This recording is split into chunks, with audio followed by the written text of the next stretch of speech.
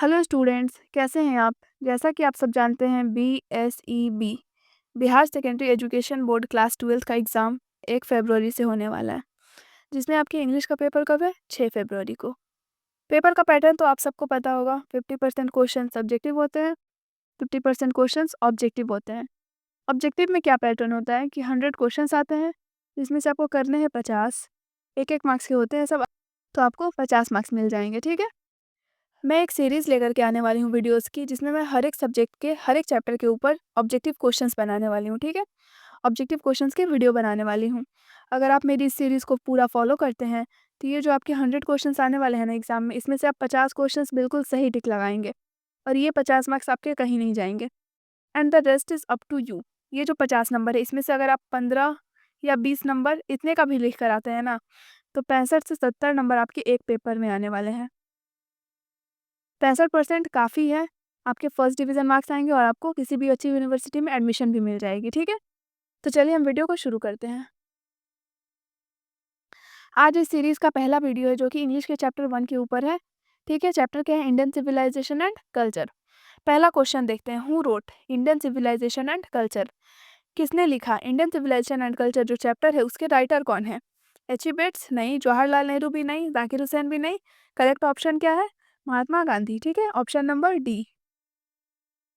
Next question देखते हैं हम क्या है। Dash prefers spiritualism to materialism? यानी कि वो कौन है जो स्पिरिचुअलिज्म को मटेरियलिज्म के ऊपर प्रेफर करते हैं? तो वो है महात्मा गांधी। ठीक है। Mahatma Gandhi prefers spiritualism to materialism. ठीक है।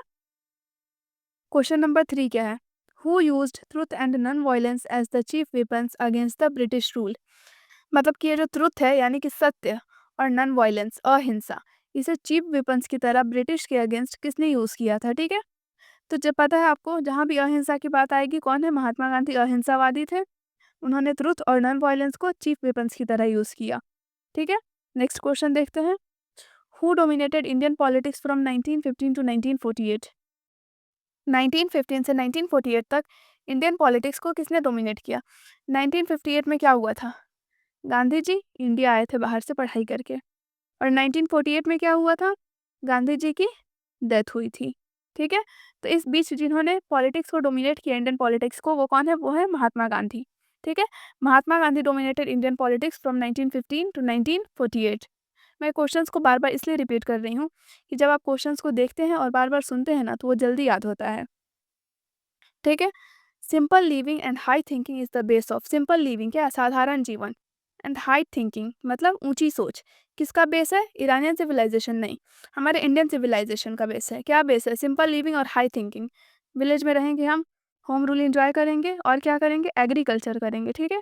ये चीज़ें याद रखिए, इससे क्वेश्चन हैं। ठीक है। गांधी जी सेज, गांधी जी ने कहा, nothing can equal the seeds sown by our. मतलब उस चीज़ के बराबर कोई नहीं हो सकता जो बीज हमारे किसने बोए हैं? हमारे पूर्वजों ने बोए हैं, हमारे एंसेस्टर्स ने बोए हैं। एंसेस्टर मतलब पूर्वज, जो हमारे दादा परदादा गुजरे, उन्हें हम क्या कहेंगे? एंसेस्टर्स। ठीक है।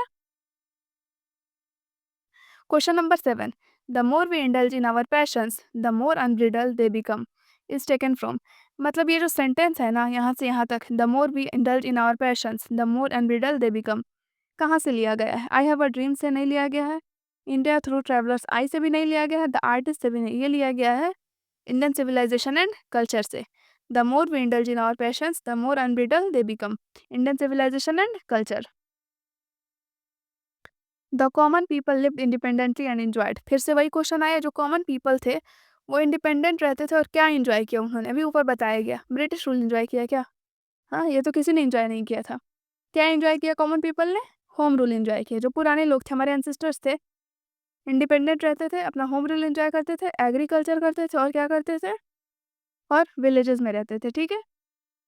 Next question, the world famous Attic civilization is in. दुनिया का फेमस एटिक सिविलाइजेशन कहाँ पे है? एटिक सिविलाइजेशन की बात आएगी तो आंसर क्या हो जाएगा? ग्रीस। एटिक सिविलाइजेशन कहाँ है? ग्रीस में है। ठीक है। नेक्स्ट क्वेश्चन देखते हैं। गांधी जी वेंट टू चंपारण इन। गांधी जी चंपारण कब गए थे? चंपारण कहाँ है? चंपारण हमारे बिहार में ही है। ठीक है। इंडिया कब आए थे गांधी जी? 1915 में इंडिया आए थे और इसके 2 साल के बाद वो कहाँ आए थे? चंपारण। चंपारण में क्या करने आए थे? चंपारण में एक सत्याग्रह करने आए थे, ठीक है? सत्याग्रह के लिए आए थे चंपारण में 1917। गांधी जी चंपारण कब आए थे? 1917 में, याद रखना। और इंडिया कब आए थे? 1915 में। European civilization will mean dash for India. European civilization India के लिए क्या है? इंडिया के लिए रुइन है, ठीक है? मतलब इंडिया के लिए अच्छी चीज़ नहीं है, हमें अपना सिविलाइजेशन फॉलो करना चाहिए। Has civilization taught us to be more dash towards one another. Civilization हमें एक दूसरे की तरफ क्या होना सिखाता है? एनिमी नहीं, अपसेट नहीं, एंग्री भी नहीं। सिविलाइजेशन हमें एक दूसरे की तरफ फ्रेंडली होना सिखाता है, ठीक है? नेक्स्ट क्वेश्चन देखते हैं, question number 13। Dash view large cities as snares and useless encumbrance. किसने देखा था बड़े शहरों को यूजलेस इनकम्बरेंस की तरह? बताया गया है आवर एंसेस्टर्स। हमारे एंसेस्टर्स को यूजलेस लगता था क्या? बड़े शहर, ठीक है? उन्हें अपना गांव अच्छा लगता था, अपना एग्रीकल्चर अच्छा लगता था, अपना होम रूल अच्छा लगता था, ठीक है? नेक्स्ट क्वेश्चन देखते हैं। देखिए आ गया ना, आवर एंसेस्टर्स एंजॉय ट्रू, क्या एंजॉय किया? True, true home rule enjoy किया उन्होंने, ठीक है? ट्रू होम रूल एंजॉय किया। नेक्स्ट क्वेश्चन देखते हैं। Dash is dead against blind imitation of western civilization. क्या हो जाएगा आंसर? महात्मा गांधी, ठीक है? Gandhi ji is dead against blind imitation of western civilization. Next question देखते हैं क्या है। The people of Europe are inspired by. Europe के पीपल किससे इंस्पायर्ड थे? ठीक है, डैश एंड, यहाँ पे देखिए, यहाँ पे रोमन लिखा हुआ है, यहाँ पे आंसर क्या हो जाएगा इसका? ग्रीक हो जाएगा। किससे इंस्पायर्ड थे? Greek and Roman. यहाँ से एक और क्वेश्चन कैसे बन सकता है कि यहाँ पे आपको ग्रीक लिख के आ जाएगा और यहाँ पे डैश दे देगा। आप तो सिर्फ ग्रीक याद करके गए हैं और वहाँ पे क्वेश्चन यहाँ पे डैश दे दिया, इसलिए आपको क्वेश्चन भी अच्छे से पढ़ना है और ऑप्शन भी अच्छे से पढ़ना है, ठीक है? यूरोप के पीपल किससे इंस्पायर्ड थे? ग्रीक और रोमन राइटर से इंस्पायर्ड थे, ठीक है? नेक्स्ट क्वेश्चन देखते हैं हम। फेरोज वर रूलर्स ऑफ एंशियंट। फेरोज किस पुराने शहर का रूलर था? ठीक है, तो इजिप्ट। फेरोज कहाँ का रूलर था? एंशियंट इजिप्ट का रूलर था, ठीक है?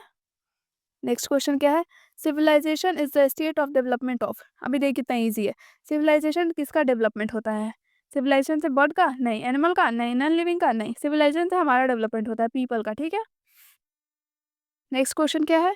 Indian glory is that it is. India की ग्लोरी क्या है? कि वो इमूवेबल है, ठीक है? इंडिया की ग्लोरी है कि वो इमूवेबल है। सारे क्वेश्चंस बहुत ही आसान है, अगर आप वीडियो को अच्छे से देखते हैं तो आपके ये जो 50 है ना, ये तो मैं एश्योर करती हूँ कि आपके ये पूरे आने वाले हैं। नेक्स्ट क्वेश्चन देखिए। Dash was spiritual leader then a politician. कौन स्पिरिचुअल लीडर थे? पॉलिटिशियन से ज़्यादा स्पिरिचुअल लीडर। ये भी कीवर्ड्स हैं, ठीक है? इसका आंसर हो जाएगा महात्मा गांधी। महात्मा गांधी क्या थे? एक स्पिरिचुअल लीडर थे, more than a politician. Politician से ज़्यादा वो स्पिरिचुअल लीडर थे, ठीक है? नेक्स्ट क्वेश्चन क्या है? Dash is known as the father of nation. Father of nation और बापू किसे कहा जाता है? सबको पता है कि फादर ऑफ नेशन और बापू किसे कहा जाता है? महात्मा गांधी को कहा जाता है, ठीक है? Mahatma Gandhi father of nation भी है और वो बापू भी हैं। नेक्स्ट क्वेश्चन है, my experiments with truth was written by. ये जो है, ये माई एक्सपेरिमेंट्स विथ ट्रूथ, ये क्या है? ये एक बुक है, एक किताब का नाम है माई एक्सपेरिमेंट्स विथ ट्रूथ। जिसे किसने लिखा था? इसे महात्मा गांधी ने लिखा, तो महात्मा गांधी इसके राइटर है, ठीक है? My experiments with truth Mahatma Gandhi, ठीक है? My experiments with truth Mahatma Gandhi. Next question देखते हैं। The sentence after all there is something in Hinduism that has kept it alive up till now is taken from.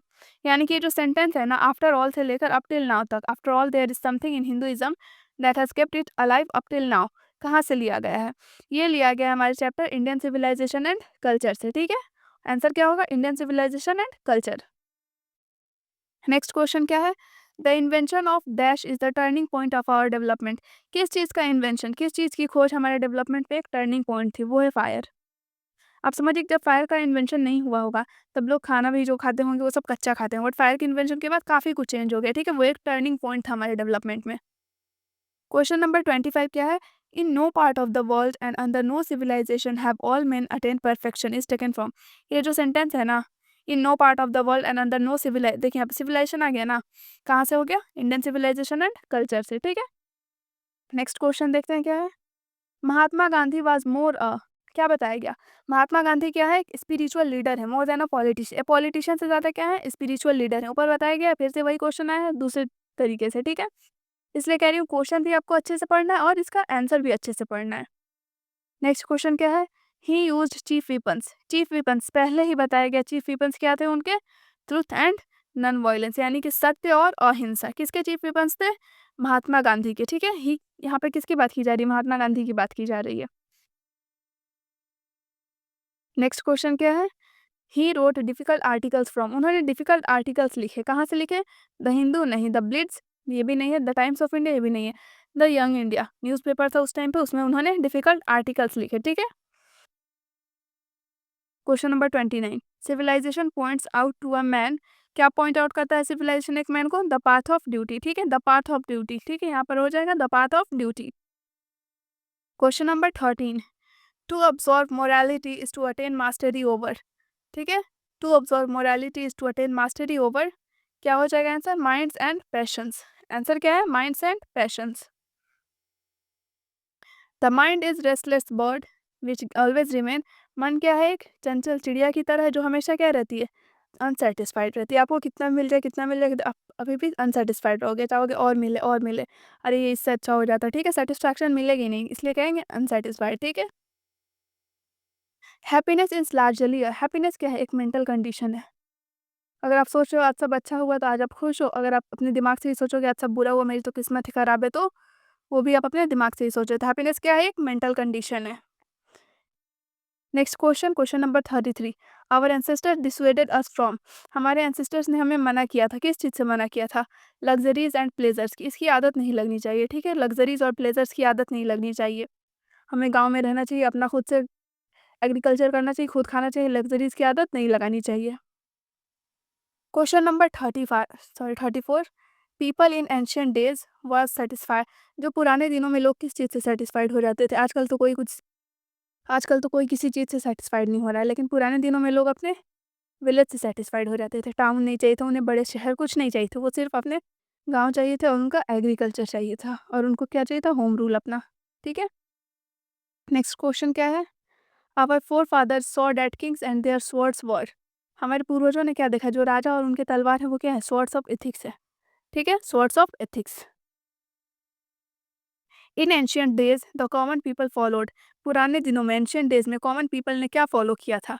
Agriculture follow किया था। उस time पे ना कोई बिजनेस होता था, ना कोई इंडस्ट्री, ना कोई पॉलिटिक्स, क्या होता था? सिर्फ एग्रीकल्चर होता था। Question number 37, the tendency of Indian civilization is to elevate, ठीक है, क्या हो जाएगा answer? Moral beings. The tendency of Indian civilization is to elevate moral beings. ठीक है, 38, इंडियन सिविलाइजेशन क्या है? गॉडेस नहीं है, बेस्ड ऑन पार्शियलिटी नहीं, बेस्ड ऑन मैटर नहीं, हमारा जो सिविलाइजेशन है वो क्या है? Based on believe in God, हम लोग गॉड पर बिलीव रखते हैं और हमारा इंडियन सिविलाइजेशन हमें यही सिखाता है। Question number 39, modern civilization is worship of, ये जो मॉडर्न सिविलाइजेशन आजकल आ रहा है इसमें किसकी पूजा की जा रही है? इसमें मटेरियल की पूजा की जा रही है, हाँ मेरे पास ये अच्छा है, मेरे पास ये अच्छा है। ठीक है, नेक्स्ट क्वेश्चन क्या है? लास्ट क्वेश्चन है, Indian civilisation and culture has been written by, किसने लिखा है? महात्मा गांधी ने लिखा है। ठीक है, Indian civilisation and culture has been written by Mahatma Gandhi. यहाँ पर ये आपके 40 क्वेश्चंस कंप्लीट होते हैं चैप्टर नंबर 1 से। नेक्स्ट जो वीडियो आएगा वो चैप्टर 2 के ऊपर आएगा, उसमें भी हम 40 क्वेश्चंस आपको कराने वाले हैं। आप हमारी इस पूरी सीरीज़ को फॉलो कीजिए और फिर देखिए आपके 50 क्वेश्चंस कैसे सही होते हैं। आई होप कि वीडियो आप लोगों को अच्छा लगा होगा। आप इसे अपने दोस्तों में शेयर करें और लाइक करें। Thank you for watching the video.